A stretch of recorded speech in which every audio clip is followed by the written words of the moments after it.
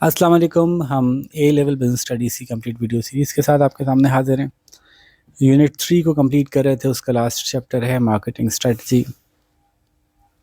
Marketing strategy को लेकर कुछ बातें हम डिस्कस करने जा रहे हैं।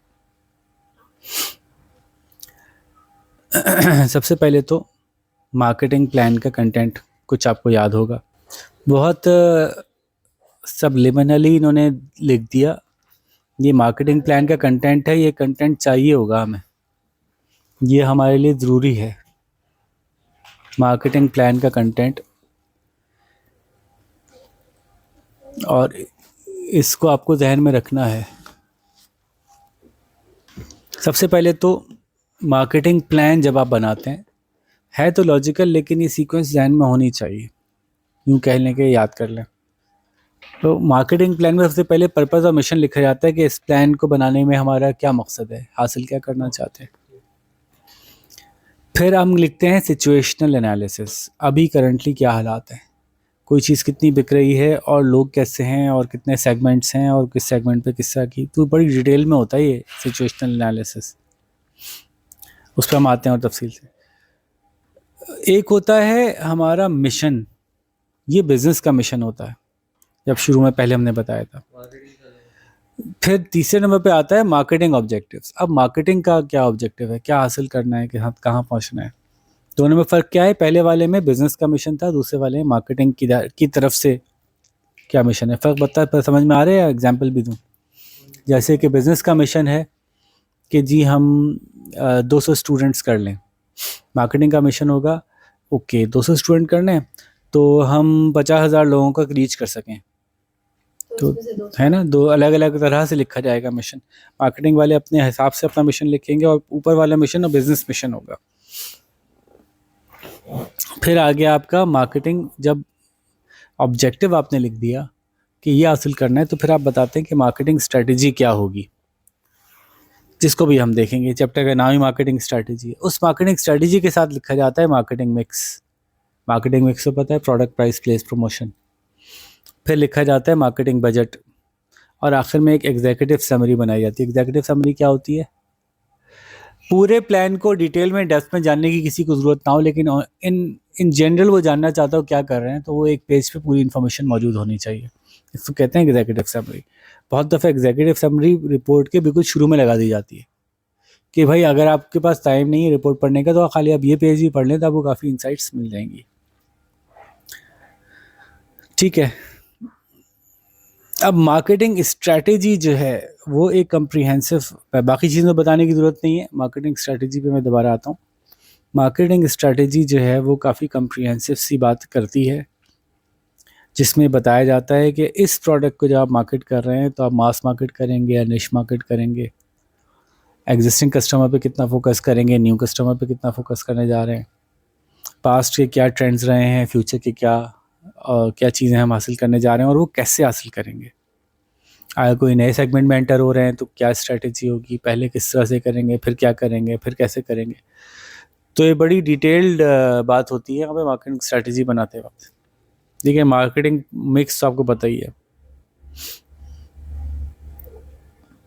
ये इन्होंने छोटी सी एक साइकिल दी हुई है कि मार्केटिंग ऑब्जेक्टिव रखने के बाद आप देखते हैं स्ट्रेंथ्स एंड वीकनेसेस, अपॉर्चुनिटी और थ्रेट्स सॉर्ट कर लेने के बाद आप अपनी मार्केटिंग स्ट्रेटजी बनाते हैं। बस ये बताना है, यहाँ पे इजाफी चाहा है इन्होंने कि जब आप अपनी मार्केटिंग स्ट्रेटजी बनाते हैं तो वो एडजस्टमेंट भी मांगती है वक्त के साथ साथ, क्योंकि मार्केटिंग एक ऐसी चीज़ है जो लाइव है।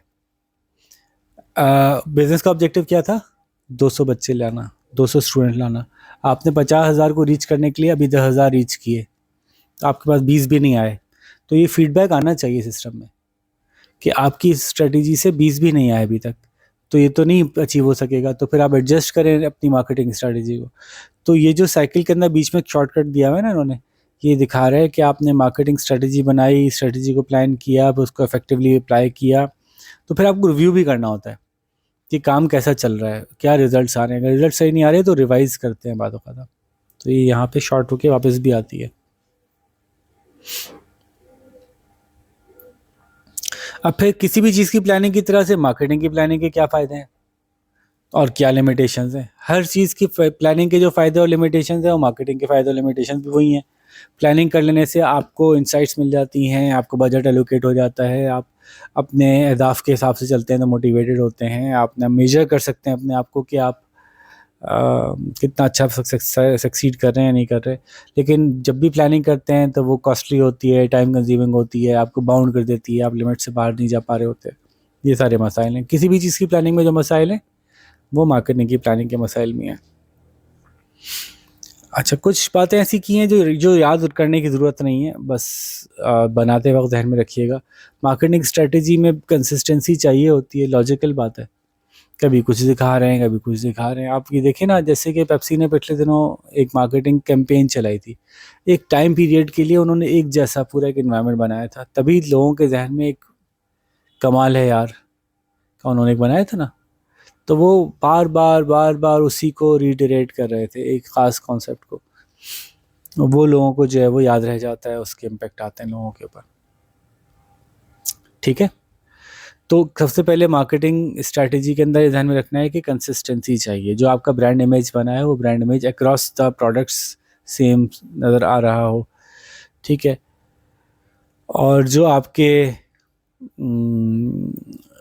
प्रोडक्ट का जो भी आउटकम आना है इस्तेमाल के बाद, वो आपकी ओवरऑल जो बिजनेस स्ट्रैटेजी है मार्केटिंग के एतबार से आपने अपने आप को जहाँ प्लेस किया हुआ है वो उससे मैच कर रही हो। फॉर एग्जांपल, लक्स का एक नया आपने फ्रेग्रेंस लॉन्च कर दी, ग्रीन ब्लू के साथ वाइट लॉन्च कर दिया, तो अब ओवरऑल लक्स से सब एक ब्यूटी सोप है। तो ये आपको तय करना पड़ता है कि आप बाकी सारी चीज़ों से कंसिस्टेंटली आगे बढ़ रहे हैं कि नहीं बढ़ रहे। हाँ, ऐसा हो सकता है कि एक बिजनेस कहे कि ये मेरा नीश प्रोडक्ट है और ये मैं जो हूँ ना वो उधर लेके जा रहा हूँ डेटॉल सोप से मुकाबला करवाने, तो उस सूरत में अलग हो सकता है। लेकिन जनरली अगर एक लाइन ऑफ प्रोडक्ट लॉन्च हुई है तो उसके साथ साथ आपका प्रोडक्ट जो है वो अलाइंड हो, कंसिस्टेंट हो in across the product, consistent हो over the period of time. अच्छा, कितने अरसे तक कंसिस्टेंट होना चाहिए? इनमें आपको मैं मिसाल देता हूँ यूफोन की। यूफोन की कंसिस्टेंट मार्केट स्ट्रेटजी कोई 20 साल से है, कंसिस्टेंट है। क्या है कि यूफोन का ऐड आएगा तो फनी होगा, कोई मजाक की बात होगी उसमें, मजाक मजाक में वो फिर हमसे कनेक्ट करेंगे। कंसिस्टेंटली एक जैसी स्ट्रेटजी अपनाइए, उसके फ़ायदे भी हैं। हाँ, इस कंसिस्टेंसी के बादों का नुकसान ये हो सकता है कि कंसिस्टेंसी बराए कंसिस्टेंसी नहीं होनी चाहिए, यानी इफेक्टिव नहीं हो रही मार्केटिंग फिर भी वही लगे हुए वैसे ही किए जा रहे हैं, तो ये सही नहीं है। ठीक है, फिर मार्केटिंग स्ट्रेटेजी जो है कोऑर्डिनेटेड होनी चाहिए। अगेन, कोऑर्डिनेशन किसके दरमियान? मार्केटिंग स्ट्रेटेजी कोऑर्डिनेटेड होनी चाहिए किसके दरमियान? सारे डिपार्टमेंट्स में। क्यों? उसने मार्केट कर दिया, उधर प्रोडक्शन नहीं हुई भी। ओके, मार्केट कर दिया, प्रोडक्शन नहीं हुई भी, प्राइस सेट कर दी, फाइनेंस ने कहा ओ भाई नुकसान हो रहा है इस प्राइस पे, प्रमोशनल वो लगा दी और वो चीज़ें अवेलेबल नहीं है वहाँ पे उस वक्त, वहाँ पे हमारे सेल्स के बंदे नहीं पहुँचे। तो सेल्स हो, एचआर हो, मार्केटिंग हो, ये सब एक दूसरे से कोऑर्डिनेटेड हो, फाइनेंस हो। फिर मार्केटिंग स्ट्रेटेजी जो है वो मेजरेबल होनी चाहिए, उसके जो अहदाफ हैं, उसके जो फोकस है वो मेजरेबल होना चाहिए, ताकि कि आप स्ट्रेटेजी अपना रहे हैं, चला रहे हैं, ज़बरदस्त मार्केटिंग हो रही है, ज़बरदस्त हो रही है, रिजल्ट क्या निकल रहा है नहीं पता, तो वो मेजरेबल रिजल्ट्स के ऊपर फोकस्ड होनी चाहिए, स्पेसिफिक मार्केटिंग ऑब्जेक्टिव को अचीव करने के लिए फोकस्ड होनी चाहिए। फिर इन्होंने वापस अब बात की कि आईटी के रोल्स का मार्केटिंग पे कोई फ़र्क पड़ता है? ओए होए, आईटी के रोल का तो अब मार्केटिंग बहुत बड़ा फ़र्क पड़ता है। समझ लें सारा फ़र्क ये आजकल मार्केटिंग के ऊपर आईटी का बहुत बड़ा फ़र्क पड़ा है। ऑर्गेनाइजेशन के बाकी तमाम डिपार्टमेंट्स के मुकाबले में शायद ऐसा लगता है कि मार्केटिंग के ऊपर सबसे ज़्यादा फ़र्क पड़ा है आईटी के आने का। जैसे कि कस्टमर बेस को रीच करने के तरीके बदल गए हैं। आपको पता है, अभी पाकिस्तान में भी अभी बात हो रही थी, एक बड़े एडवर्टाइजिंग एजेंसी के हेड बता रहे थे कि पहले हम क्या करते थे, जब शुरू में इंटरनेट आया था, पहले हम अपना टीवी कमर्शियल का एक थीम बनाते थे कि ये हमारी टीवी कमर्शियल का थीम है। उस टीवी कमर्शियल से हम अपने वेबसाइट के ऐड, अपने न्यूज़पेपर के ऐड, अपनी वीडियो से रिलेटेड एड्स भी उसी से निकालते थे। थीम किसके हिसाब से होता था? टीवी के हिसाब से। अब कह रहे हैं कि अब हम अपना मेन जो कमर्शियल डेवलप करते हैं वो बनाते हैं यूट्यूब के हिसाब से, फेसबुक के हिसाब से, इंस्टाग्राम के हिसाब से, उसमें से निकालते हैं कि अब इसको टीवी पे कैसे लिंक करना है। पूरा शिफ्ट हो गया ना, पूरा पैराडाइम शिफ्ट हो गया कि अब इंटरनेट फर्स्ट मार्केटिंग है, पहले इंटरनेट ऑल्सो मार्केटिंग थी। उससे पहले तो इंटरनेट था ही नहीं, अब उस ज़माने की बात करने का फ़ायदा नहीं है। हम बात शुरू वहाँ से कर रहे हैं। इंटरनेट आने के बाद भी एक बड़ा चेंज आया कि पहले इंटरनेट सेकंड था और टेलीविज़न फर्स्ट था, अब इंटरनेट फर्स्ट हो गया। क्योंकि अब इंटरनेट का मतलब क्या है, सिर्फ यूट्यूब तो नहीं है ना, इवन आपके बहुत सारे ऐसे क्या वो प्लेटफॉर्म्स होते हैं जहाँ वीडियोस अवेलेबल होती हैं, वहाँ भी अब ऐड चलाया जा सकता है, मार्केटिंग की जा सकती है। तो मार्केटिंग के लिए आईटी के आने के बाद से सोशल मीडिया के ऊपर मार्केटिंग के एड्स चलते हैं, ईमेल्स की जाती हैं, मोबाइल फ़ोन्स पे एसएमएस, व्हाट्सएप। फिर आईटी की वजह से इन स्टोर मार्केटिंग में भी चेंजेस आ गए। क्या चेंजेस आ गए? इन स्टोर मार्केटिंग क्या चेंजेस आ गए? अब आप अपने प्रोडक्ट को के साथ डिस्प्ले लगा सकते हैं, टेलीविजन लगा हुआ है, छोटा सा एलईडी स्क्रीन लगी हुई है, उस पर कुछ आ रहा है, ऐड चल रहा है, कोई चीज ऐड चला आपने सकते उस हैं। पे चलाया हुआ है। सोशल मीडिया की तो बात हो ही गई। अच्छा, मार्केटिंग में एआई का क्या ताल्लुक है? अब एआई वुड जनरेटेड एड्स भी बना सकते हैं, लेकिन क्या ये अच्छा है? मतलब इसका पॉजिटिव आउटकम आ रहा है या इससे कुछ रेजिस्टेंस फील हो रही है? पॉजिटिव इस तरह भी हो सकता है कि आपकी कॉस्ट बहुत कम हो जाएगी। कॉस्ट बहुत कम हो रही है, लेकिन अभी चूंकि एआई जनरेटेड वीडियो में कोई ना कोई हाँ, तकलीफ होती है किसी न किसी किस्म की, तो लोग वो ढूंढते रहते हैं। और जैसे ही लोगों को मिलता है कि ये एआई जनरेटेड है, तो लोग समहाउ उसको ज़रा एक इंफीरियर समझने लगते हैं। जैसे वो एक किसी जोंग के ऐड में लोग हाथ हिला रहे थे, तो उनकी 6 उंगलियां थी। अब वो लोग तलाश में हैं अब कि कहाँ एआई नज़र आएगी, तो 6 उंगलियां नज़र आ गई किसी की, कुछ और ऐसा आ गया, 2 हाथ नज़र आ गए। इंसान की हो तो नहीं, वो इंसान की उंगलियां नहीं लग रही थी। पता चल जाता है एआई है। ठीक है, तो ये एक है मसला, लेकिन बहरहाल eventually AI Aahista Aahista marketing में आपको बहुत सारे हेल्प करके देगा। आपके कंटेंट को राइट करने में हेल्प कर देगा। चलो पूरी वीडियो नहीं बना रही तो कंटेंट राइटिंग में हेल्प कर देगा, और कस्टमर बेस को आइडेंटिफाई करने में, उस नीश को तलाश करने में, बहुत सारी चीज़ों में एआई आपको हेल्प कर रहा है। लेकिन बी और वेयर, उनको कैसे टारगेट करें ये भी बताते हैं। बी वेयर कि एआई से जब वो सवाल कोई और भी पूछेगा तो उसका भी वही जवाब मिलेगा। इसलिए जेनरिक टाइप ऑफ मार्केटिंग निकल के आना शुरू हो जाएगी। वो भी वैसे ही करे, वो भी ऐसे करे, वो भी ऐसे कर रहा है, एक जैसा सा लगने लगेगा। तो फिर यूनिक करने के लिए आपको ह्यूमन टच यही होगा। चाहिए होगा। अच्छा, फिर उन्होंने कहा कि मार्केटिंग पे ग्लोबलाइजेशन का क्या क्या इम्पैक्ट है?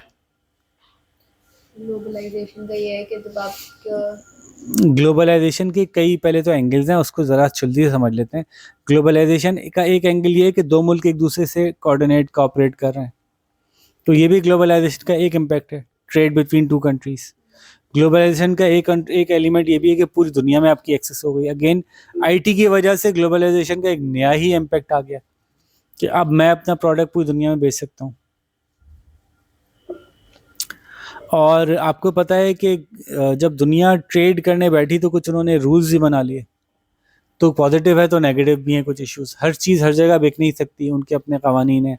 अगर वो चीज़ वहाँ पे आपने वैसे बेचने की कोशिश की तो आप फंस जाएंगे, या आपको लीगल इम्प्लीकेशन आ जाएगी इसकी। समझ में आती है बात सवाबाजी? फॉर एग्जांपल अरेबियन परफ्यूम्स जो हैं वो ऑर्गेनिक इंग्रेडिएंट्स पे बने होते थे।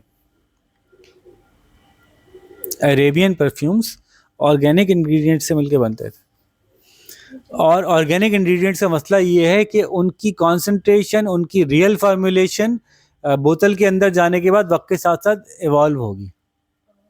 ऑर्गेनिक है ना, तो वो रिएक्ट करेगा, इस तरह से चेंज होता जाएगा। तो उसकी वजह से आप लेवल पे जो लिखेंगे ना बोतल के अंदर, वो नहीं मिलेगा एग्जैक्टली। तो साइड में इंग्रेडिएंट्स लिखते हैं ना, उसकी जो कॉन्सेंट्रेशन लिखते हैं, ये इतना है, ये इतना है, ये इतना है, वो अंदर वैसा नहीं मिलेगा। हो सकता है कुछ और डेवलप हो गए चीज़ें उसमें।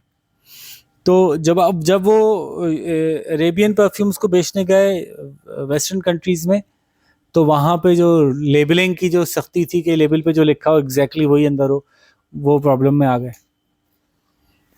तो बोल सकते हैं कि बदल जाएंगे, चेंज होता है। तो फिर उनको अपने आप को ऑर्गेनिक के बजाय इनऑर्गेनिक पे ले जाना पड़ा, ये लिख सकते हैं तो फ्रेगरेंस क्वालिटी ख़राब हो गई, मतलब वो बात नहीं रही। ये है।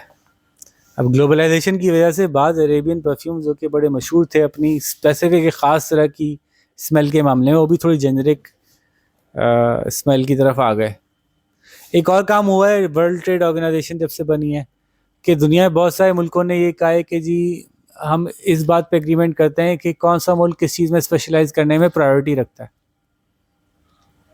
तो एक इंटरेस्टिंग सी डेवलपमेंट ये हुई कि ओके, जो चीज़ जहाँ पहले बनाई गई उसके पास पहले राइट है, ख़ास तौर पे एग्रीकल्चरल गुड्स में।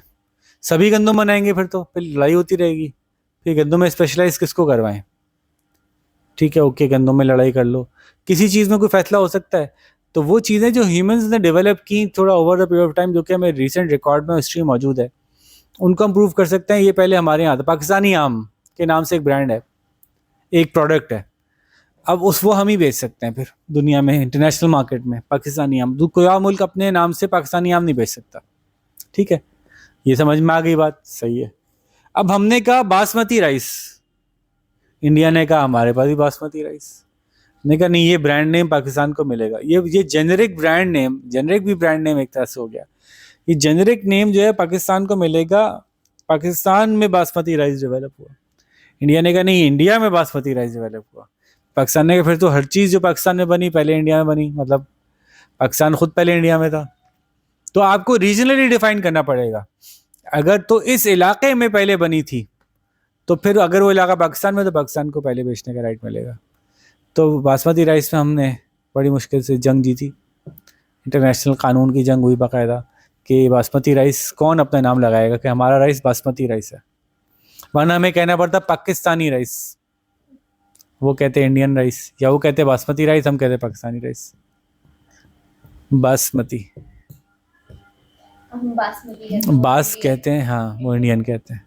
बास का मतलब होता है खुशबू, इसमें से खुशबू बहुत आती है, बासमती। ठीक है, बासमती में सबसे अच्छा आज कभी तक कौन सा चल रहा है? 11-21, 11-21।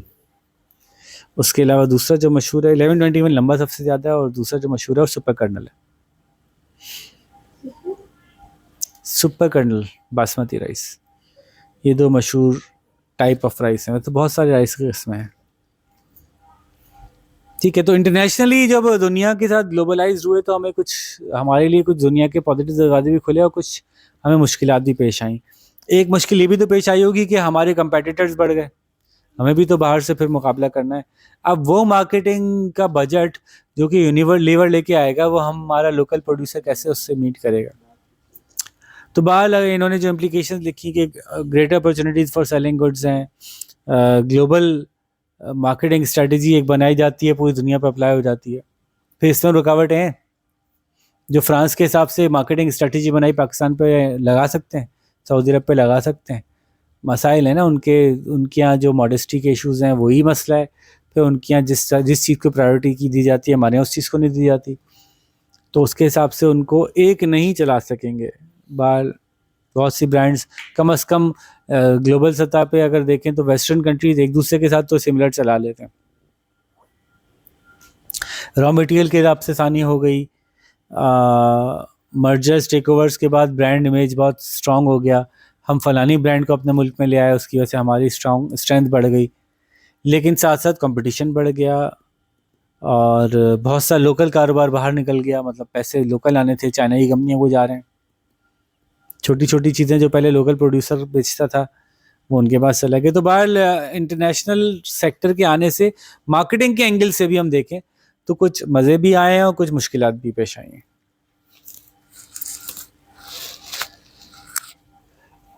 एक बिला वजह बीच में टॉपिक डाल दिया है, जल्दी से गुजार लेते हैं। टॉपिक ये है कि इंटरनेशनल मार्केटिंग की बिजनेस के लिए क्या इम्पोर्टेंस है।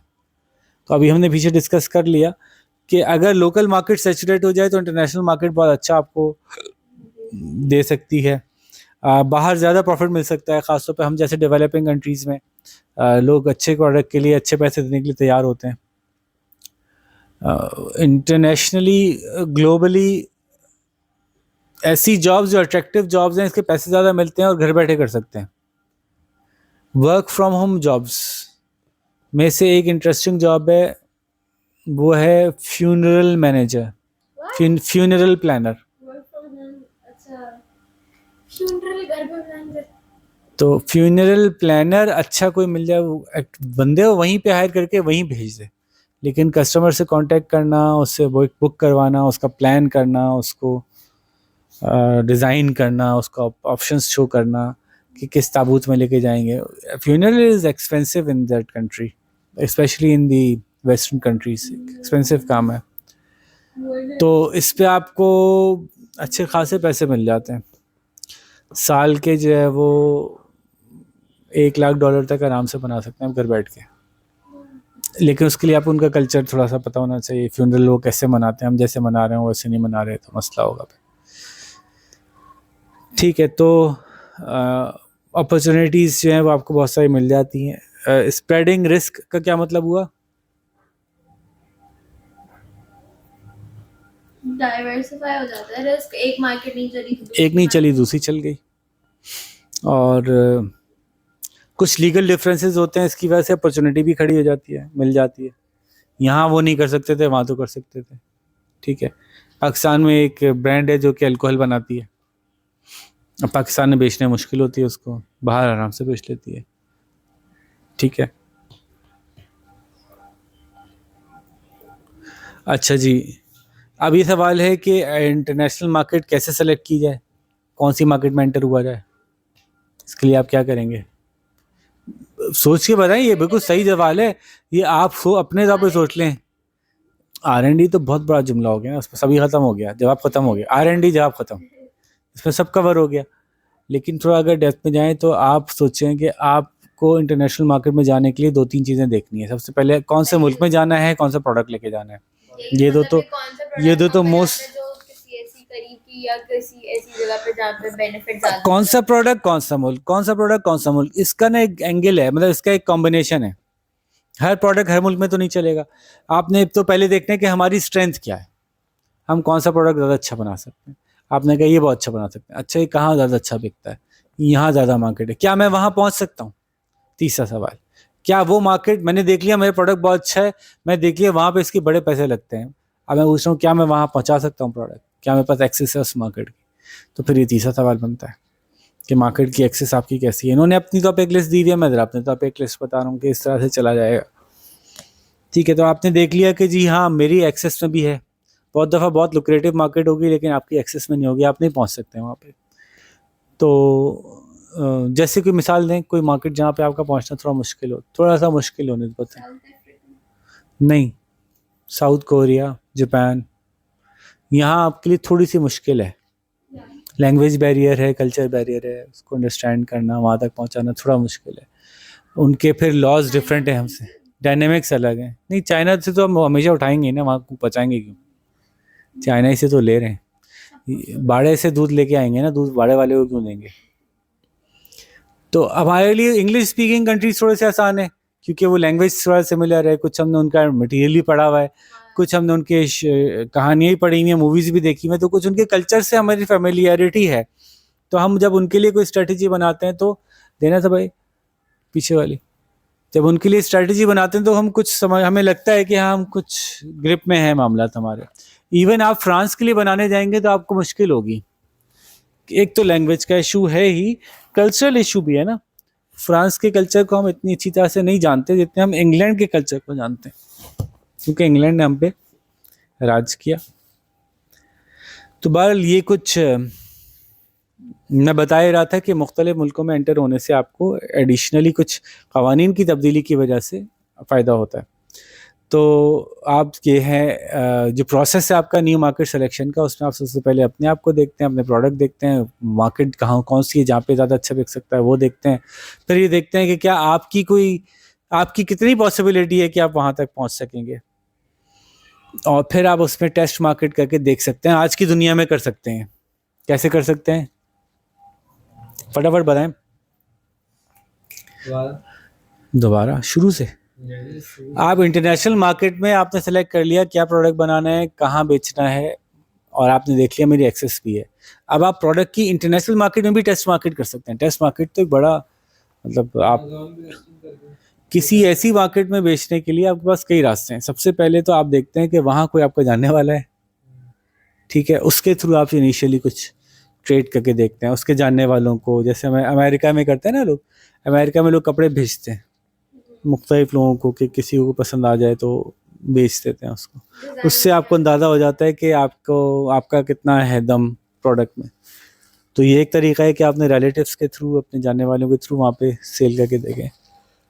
दूसरा तरीका अमेज़ॉन है, या इसी तरह का और भी कोई प्लेटफॉर्म, सिर्फ अमेज़ॉन ही नहीं है, किसी भी प्लेटफॉर्म पे आप जो है प्रोडक्ट अपना रखवा सकते हैं।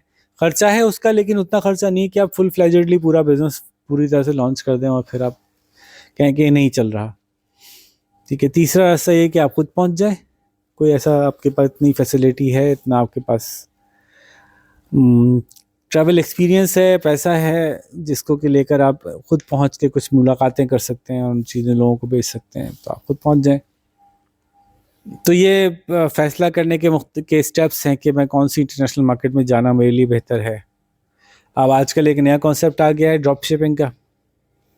ड्रॉप शिपिंग में क्या होता है कि आपके पास प्रोडक्ट होना भी नहीं ज़रूरी होता, आप खाली जो है वो कोल्ड कॉल्स करके इधर उधर मतलब बात करके ही अपने प्रोडक्ट को बेच लेते हैं, और जब वो बिकता है तो फिर आप उसके बाद उसके असल वेंडर को से कनेक्ट करके उसको बिकवा देते हैं। पता है ना ये बात, ड्रॉप शिपिंग जो होती है। मसाइल भी हैं ड्रॉप शिपिंग में, बहुत सारे रिलीजियस इश्यूज भी हैं। अच्छा जी, फिर कुछ टर्म्स हैं इसमें मार्केटिंग के एतबार से ग्लोबल। एक है pan global marketing. Pan global marketing, pan global marketing, पूरी दुनिया पे फैली हुई मार्केटिंग। ये वो मार्केटिंग स्ट्रेटजी है जिसमें आपको पता है कि आपका कस्टमर इतना हेट्रोजेनस होने के बावजूद इतना होमोजेनाइज हो चुका है आपके प्रोडक्ट के बारे में कि आपकी एक जैसा मैसेज पूरी दुनिया समझ सकती है। क्या है?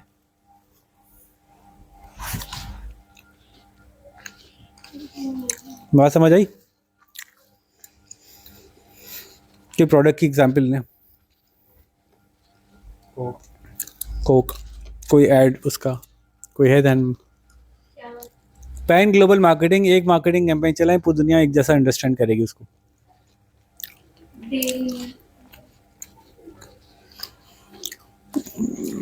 कोक की इन्होंने मिसाल दी,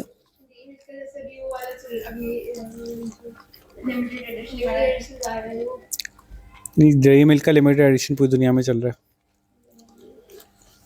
कोक का कोई ऐसा चलता है, पेप्सी का चलता है, बाद औक़ात पूरी दुनिया में चलाते हैं।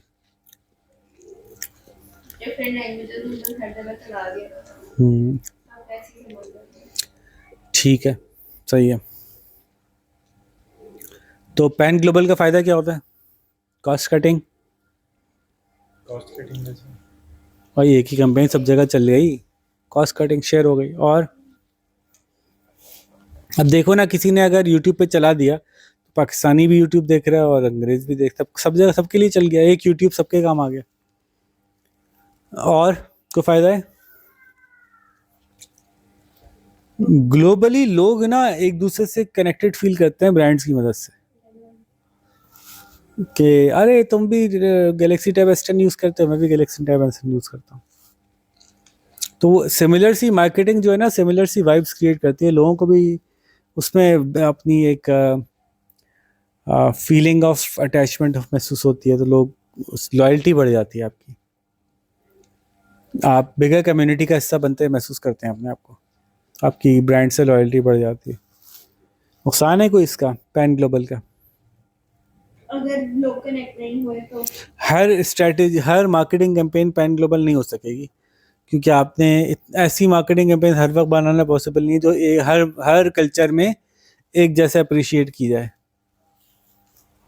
ठीक है, बाज़ औक़ात लीगल रिस्ट्रिक्शंस होती हैं, बाज़ औक़ात कल्चरल रिस्ट्रिक्शंस होती हैं, बाज़ औक़ात प्राइस का मसला होता है, जिस तरह से आप उसको वहाँ पिच कर रहे हैं, वहाँ पे आप हाई एंड पिच कर रहे हैं, यहाँ पे मिड टियर पिच कर रहे हैं, तो वो आप यहाँ पे उस तरह की बात नहीं कहना चाहते उसके बारे में।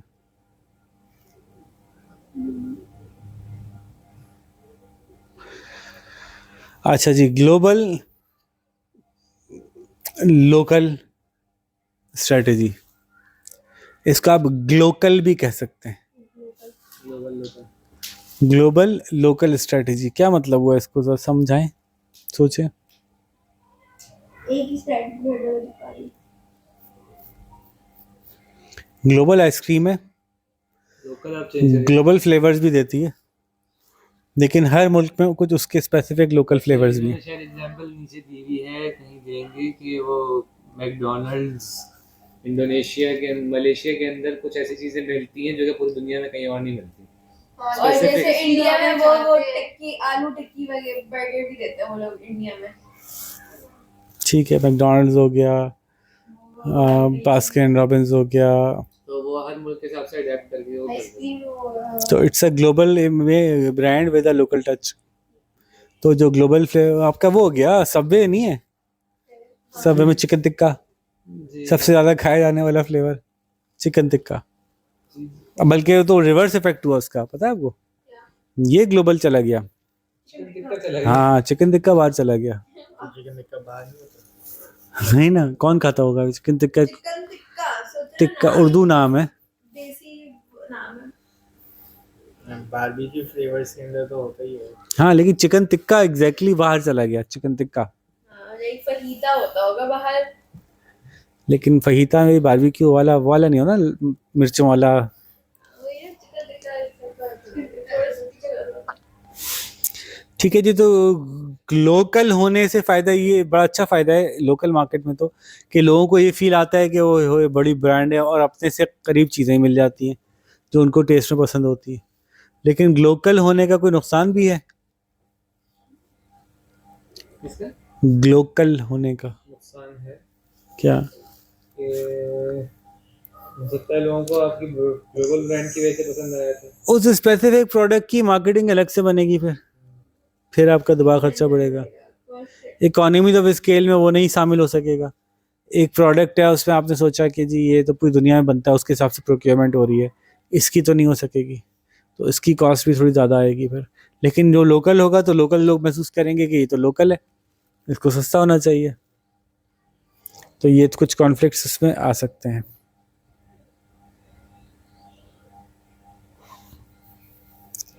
तो इंटरनेशनल मार्केट में जब आप मार्केटिंग स्ट्रेटजी बनाने जा रहे हो तो ख्याल रखें किस किस तरह के फ़र्क हो सकते हैं।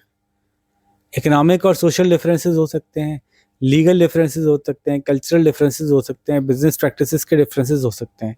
इसकी मिसाल ले लेते हैं कि करके। इकोनॉमिक डिफरेंस का क्या मतलब हुआ? इकोनॉमिक और सोशल डिफरेंस, जिसका मतलब हुआ कि ऐसा हो सकता है कि वहाँ पे उन्होंने एवरेज पर कैपिटा इनकम दूसरी जगह से काफ़ी कम हो। जी। जब पर कैपिटा इनकम बहुत कम होगी तो आप सोचेंगे वॉल्स की मैग्नम का साइज छोटा कर लेते हैं, जो कर दिया उन्होंने बिल्कुल। ठीक है, लोगों तक पहुंचाने के लिए। तो कुछ ना कुछ एडजस्टमेंट करते हैं आप लोकल इकोनॉमी के एतबार से। और कल्चरल डिफरेंस से क्या होगा कि जो आपका मार्केटिंग एंगल है वो पूरा चेंज हो जाएगा। सिर्फ प्रोडक्ट के अलावा भी, मतलब मार्केटिंग का जो तरीका है, जिस तरह से आप मार्केटिंग करते हैं, तो वो पूरा चेंज हो जाएगा। और बिजनेस प्रैक्टिसेस के डिफरेंस क्या हुआ, उससे क्या फ़र्क पड़ेगा मार्केटिंग का? Communication between regional heads and the business practices ना पूरे यूँ समझ ले कि बहुत दफ़ा आप एक बिजनेस से डील करते हैं एक ख़ास मुल्क में, दूसरे मुल्क में बिल्कुल दूसरी तरह डील किया जाता है। कौन सी बात को कितना वेटेज हासिल है, क्या मैसेज क्या लेके जा रहा है, मेरी बातों का क्या इम्पेक्ट पड़ रहा है, वो कंट्री टू कंट्री बहुत वेरी करता है। हर कंट्री में कमिटमेंट की एक अलग लैंग्वेज होती है, एक अलग उसके मेयारात होते हैं।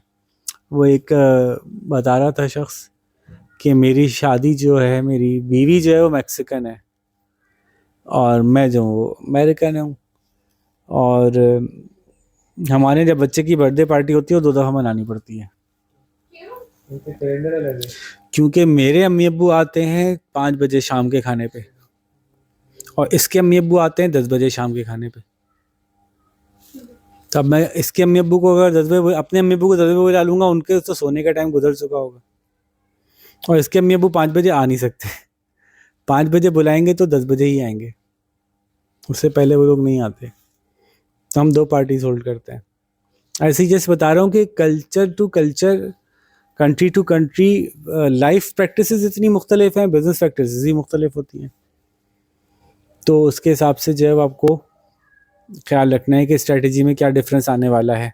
लीगल डिफरेंसेस भी हैं, क्या दिखा सकते हैं, कितना दिखा सकते हैं। जैसे बाज़ मुल्कों में है कि अंदर प्रोडक्ट का जो साइज़ है बाहर डब्बे पे एग्जैक्टली वही साइज़ बना हुआ होना चाहिए। अगर डब्बे पे वो साइज़ नहीं बना हुआ तो वो आप चीट कर रहे हैं।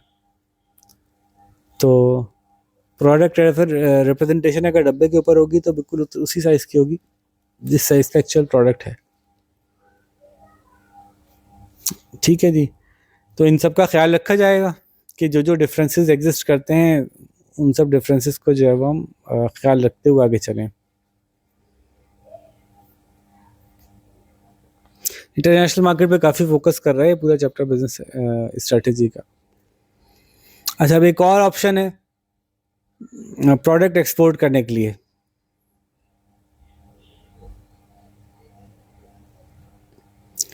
प्रोडक्ट एक्सपोर्ट करने का क्या तरीका होता है साबाबाजी, उरूजबाजी?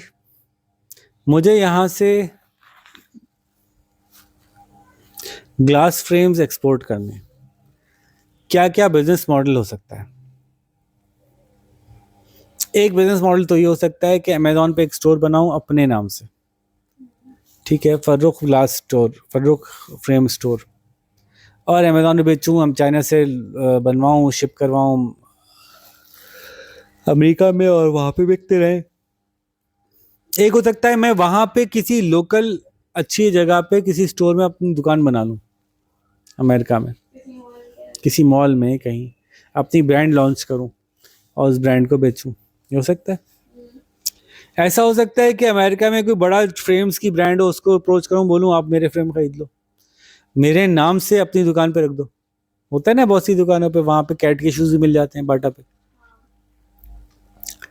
ये भी हो सकता है कि मैं किसी ब्रांड से कहूँ आप ही अपने नाम से ही निकाल दो, प्रोडक्ट मेरा बहुत अच्छा है, आप टेस्ट करो, चेक करो, आपको पसंद आ जाए, मुझसे 10,000 लेके अपने नाम से निकाल दो, कोई मसला नहीं, जो प्राइस रखो तुम्हारी मर्जी। मतलब मुझसे एक सर्टेन क्वांटिटी को वादा करो, उसके बाद तुम जितने का चाहो बेचो, मुझे बस मेरी प्राइस मिल जाएगी। तो वंस अगेन किसी मार्केट में एंटर होने के कई तरीके हो सकते हैं। एक तरीका खुद एंटर हो जाना, एक तरीका किसी के साथ पार्टनरशिप कर लेना, एक तरीका है किसी को एजेंट बना लेना, जैसे हम यहाँ पे बनाते हैं। पाकिस्तान में डाहुआ कैमरा है, डाहुआ कंपनी पाकिस्तान में नहीं एग्जिस्ट करती, पाकिस्तान में हिक विजन कैमरा है, हिक विजन कंपनी पाकिस्तान में एग्जिस्ट नहीं करती। तो हिक विजन और डाहुआ के एजेंट्स मौजूद हैं यहाँ पे, डिस्ट्रीब्यूटर्स कहलाते हैं, डिस्ट्रीब्यूटिंग एजेंट्स कहलाते हैं। वो उनको भिजवाती है, वो आगे मजीद होलसेलर्स को देते हैं, होलसेलर्स रिटेलर्स और रिटेलर्स ऑनवर्ड्स। ठीक है, तो एक्सपोर्ट एजेंट आप हायर कर लें, उसके थ्रू कर लें। एक तरीका है दूसरे मुल्क में बेचने का, फ्रेंचाइज दे देना अपनी, कि भाई मैं बहुत सक्सेसफुल यहाँ पे कारोबार करता हूँ, आप वहाँ पे मेरे नाम से खोल लो। फ्रेंचाइज सेल की जा सकती है। जॉइंट वेंचर हो सकता है। जॉइंट वेंचर का क्या मतलब होता है अब्दुल्ला भाई? कंपनी एक्स ने और कंपनी वाई ने मिलकर जॉइंट वेंचर शुरू किया। ये जॉइंट वेंचर का क्या नाम होगा? एक्स वाई नाम होगा। एक्स नहीं होगा, वाई नहीं होगा, मतलब दोनों, इसके दोनों ओनर होंगे, कोई एक ओनर नहीं होगा।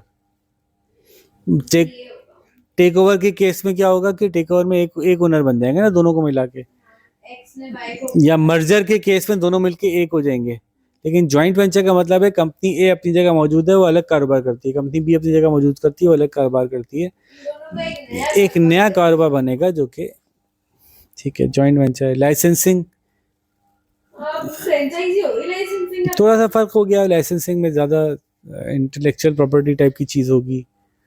हो सकता है कोई आपकी सर्विस ऐसी हो जिसकी कि आप लाइसेंस देते हैं। माइक्रोसॉफ्ट की लाइसेंसिंग होती है, इस तरह की बहुत सारी लाइसेंसिंग हो सकती है जो इंटरनेशनली आप एक्सपोर्ट कर सकते हैं ऑनलाइन। और यहाँ पे टॉपिक ख़त्म हो गया। ठीक है जी, तो यहाँ पे हम इस टॉपिक के साथ साथ इसका यूनिट भी ख़त्म हो गया, यूनिट 3। अब हम यूनिट 4 शुरू करेंगे। थोड़ा सा क्विकली चल रहे हैं ताकि हम इन चीज़ों की एप्लीकेशन जो है वो क्वेश्चंस के साथ कर सकेंगे। तो ये कंप्लीट होगा तो हम क्वेश्चंस पे आ सकेंगे। तो इसके साथ ही अपना ख्याल रखिएगा। अल्लाह हाफ़िज़।